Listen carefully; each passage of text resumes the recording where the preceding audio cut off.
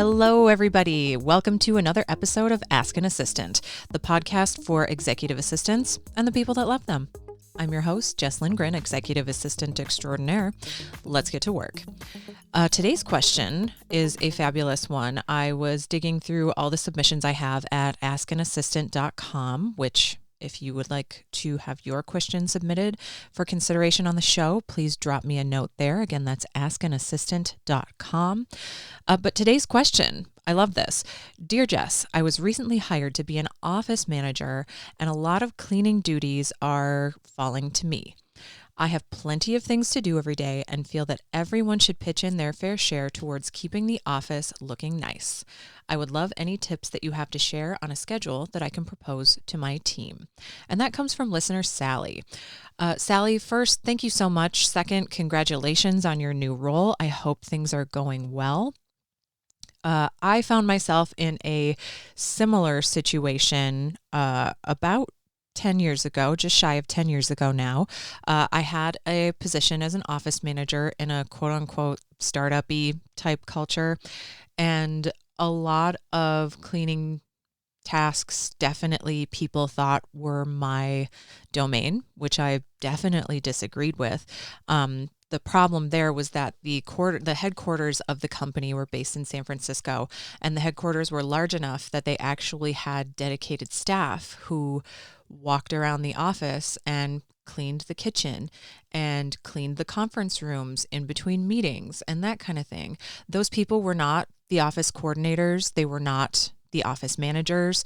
They were simply hired to do general tidying throughout the day.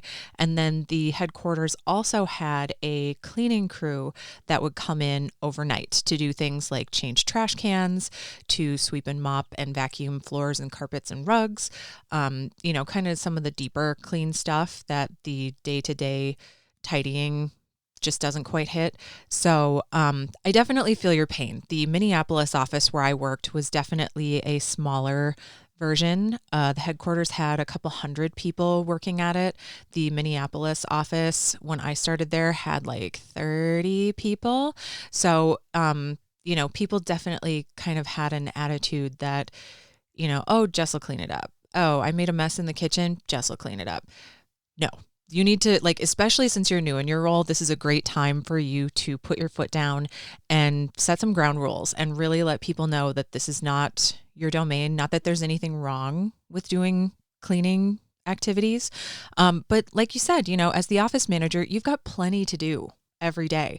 You're facilitating people coming and going from your office. You have packages and deliveries and all kinds of back-end logistics.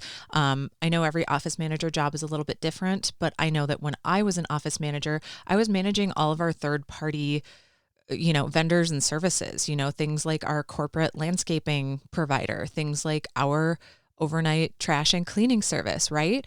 So you've definitely got enough throughout the course of the day to keep you busy throughout any given week. But again, now, while the job is new, that is the time to get in. So from your question, it does sound like you are working in an office, and there's definitely a little bit of a difference between your home office and, an office. If you are working in a home office like I do, my executive is based in California. I'm based in New York. We don't spend a lot of time sharing office space. We did when we both lived in San Diego together, but, now we both maintain totally home offices, which is great. Home offices tend to need a little bit less maintenance because hopefully, or whatever the situation may be, it's likely just you. So for my home office, there's definitely daily maintenance. Like if I bring a cough drop into my office, I'm not just leaving the wrapper sitting on my desk. I'm throwing it in the trash can. I'm taking it downstairs to our kitchen trash. I'm, not just letting little things pile up in my office. I definitely do a little bit of a weekly tidy, just kind of go through. I'm definitely a paper and pen kind of person, and I have paper and pens and markers all over my entire house, not just my office, not just my home office. So I tend to, if I'm writing with a pen downstairs, it might make its way upstairs into my office. So just kind of reshuffling some of those items, making sure that they go back where they belong, and then definitely a monthly deeper clean. We've got cats, sometimes part of my office, I have two offices. I have an office, and then I have my podcast closet, which butts up with the boarded up chimney in our home.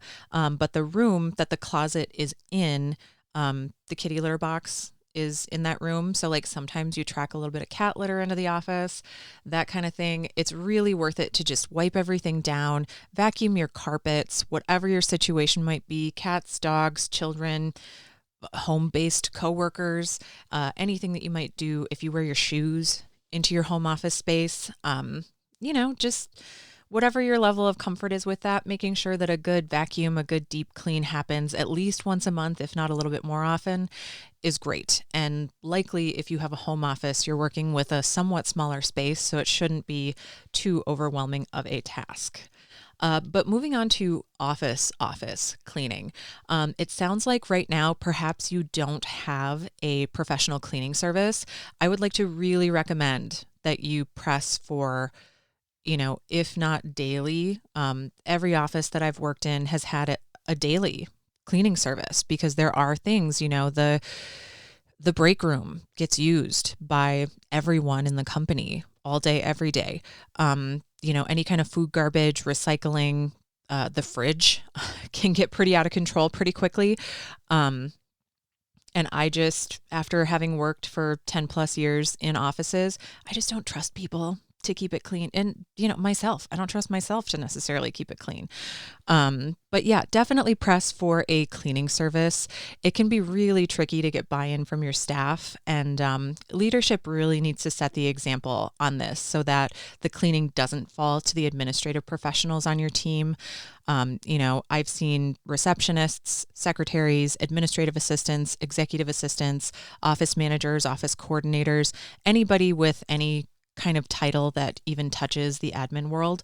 I definitely see an attitude from coworkers who think that it just falls to you. That's just what you're there for. What else are you doing? Unless it's explicitly outlined as part of your job description, really press for a professional cleaning service to come through.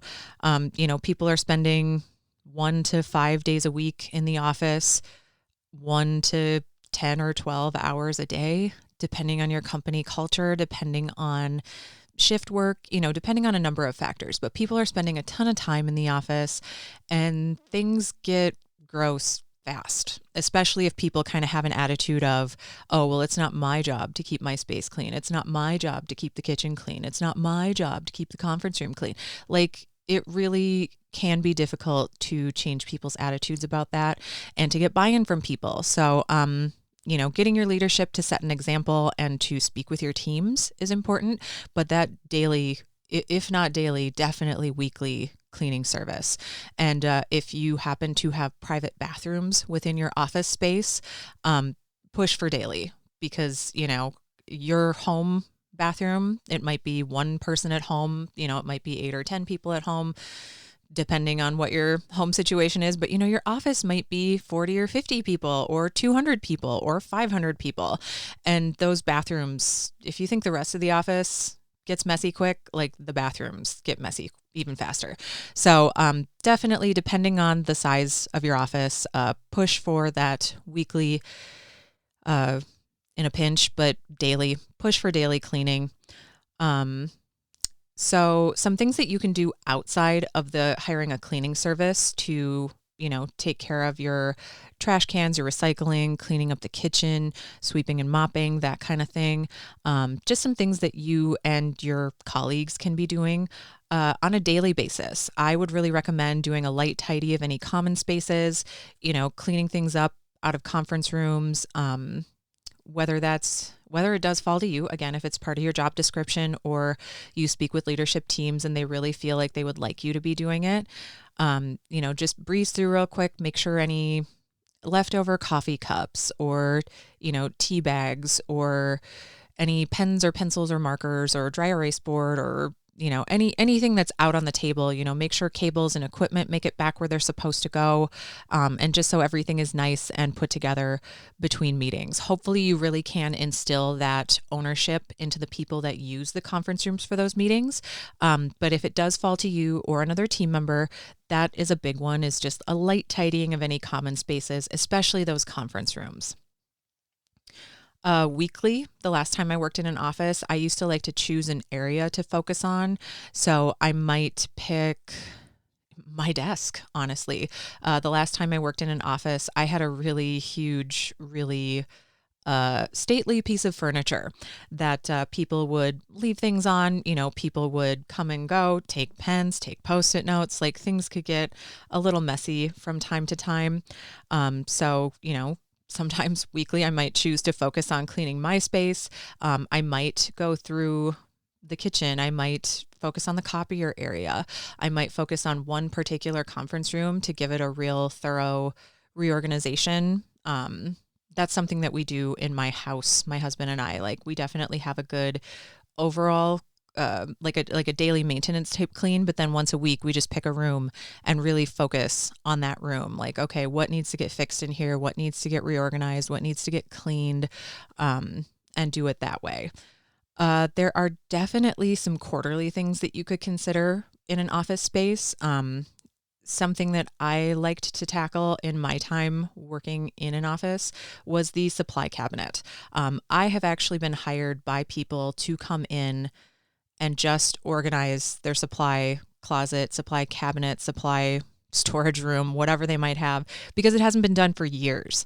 And the number of duplicate items that were found every time that I've, cleaned up and tidied a storage room is just astounding. If you really keep a finger on the pulse of what you've got in there, it can really cut down on duplicate items being purchased. It can cut down on expenditures. It can cut down on things going bad. Sometimes toner or printer ink, you don't want to buy 15 boxes of that in 2024, and then 5 years from now figure out that, oh man, we had all this toner all this time, or we've got inkjet printers and inkjet ink dries up really quickly. So then we spent all this money on something that has then expired. So the office supply cabinet, definitely a big one that I like to hit at least once a quarter, if not a little more frequently. Again, the last time I worked in an office environment, we were a startup-y environment, if you will. So we had, games and snacks and people really pressed for a ping pong table that I am so glad we never got. But just, going through any of those supplies, again, making sure that nothing has expired, nothing was opened and then put back into a box, making sure that there are no pest problems. If you've got an office where there's a lot of food coming and going, you can definitely run into situations where you've got bugs or mice, or honestly, depending on your region, who even knows what. Another fun is a relative term here, but another quarterly project to consider is cleaning any windows. That really depends if you're going to do the interior or the exterior. Do you own your building? Do you lease an office space? Do your windows face the main drag where there's a lot of foot traffic, where appearances like that matter a little bit more? Is your window up high and faces a parking lot, so it's not quite as big of a deal? But just kind of some good evaluation of the windows that you have available in your office, I think, is a great quarterly project, especially if you live somewhere like I do where you get all 4 seasons. Our winter this year was pretty mild. Usually upstate New York is one of the snowiest places in the country every year. And since my husband and I moved here, this is our 3rd winter, I don't think we've gotten 120 inches of snow in the 3 years we've lived here. And typically we get 120 inches of snow every winter. So, just paying attention to the seasons. If it's hot and humid and your windows are getting streaky, if it rains and then it's super dry for a long time, so then you can see the evidence of all the elements. If you have a really beautiful flowering tree, but then it drops petals and leaves and seeds all over your windows. There's just a lot of stuff to consider in the environment around your office. So keeping those windows done on at least a quarterly basis, I think, is a great plan. And then on an annual basis, this is one that the last building, yep, it was the same building. The last building that I worked in, once a year, they would do a high, like they would dust all of the high places in the building. It was a building called the Colonial Warehouse, so very old. It had changed a lot in its 120 plus years of existence. I forget exactly how old it was, but very old, historic building, and had gone through a lot of changes over the years in terms of what it used to be, what it was then used for in more modern times. But once a year, they would clean all of the high up places. So lots of exposed brickwork, lots of exposed ductwork. Just if you're familiar with with Minneapolis, the North Loop area, very trendy, very fun little region. But definitely, a lot of that stuff that in a more modern building, a more modern build out of a building might be more walled in. So it's not something that you're even really aware of, or maybe those areas, if they are walled in, aren't collecting dust at quite the same rate. Once a year, they would send out a notice that they would be doing the high dusting. And the first year that I worked in the building, because I was there for 2 or 3 years, they sent out the notice like the morning of, and they were just like, hey, everybody, update, we're going to be doing this dusting today. I had such a bad allergy attack that I had to leave. Like I had to go home. I had just taken one allergy pill that morning, which typically is enough, even in a place like Minneapolis, even in a place like New York, where there's lots of variations in the seasons, lots of things flowering and pollinating and dying all year round. That high level dusting was just too much. So just, I definitely worked with the building to get a better notification system on the books. Like, hey, could you let us know like a month out when you're going to schedule this? And then I can work with my in-office people to let them know, hey, we're going to be doing a big cleaning this day. Maybe you don't want to invite clients to come to the site. Maybe you want to work from home that day. Maybe you need a little bit of extra allergy medication that day. But just, getting some of those deeper cleans on people's radars. If it was something where they were going to like wax and buff all of the floors, maybe somebody's got really bad asthma and breathing in sawdust isn't exactly a great idea. Maybe they need to work from home for a couple weeks or something while the project is happening.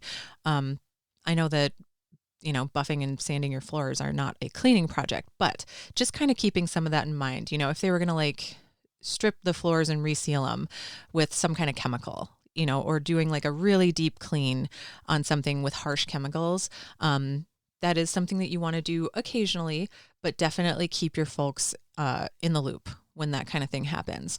And then I put this down on my list. I did a little digging before this episode, and it recommended an annual deep clean of desks and furnitures and floors.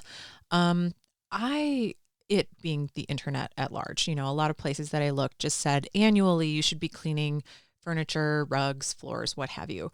Again, if you've got a corporate cleaning service, a lot of those things are going to be happening daily. You're going to be having sweeping, mopping, some vacuuming coming through at least once a week, if not more frequently.